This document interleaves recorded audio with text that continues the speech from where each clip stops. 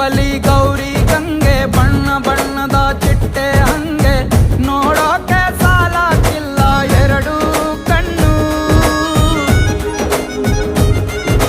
ಗಂಡು ಹೈಕಳು ಬೆಪ್ಪಾಗವ್ರೆ ಬೆರಗು ಕಣ್ಣಲ್ಲಿ ನೋಡ್ತಾ ಅವ್ರೆ ದಾವಣಿಲೆ ಬೀಸುತ್ತಾರೆ ಹೆಣ್ಣೈಕಳು.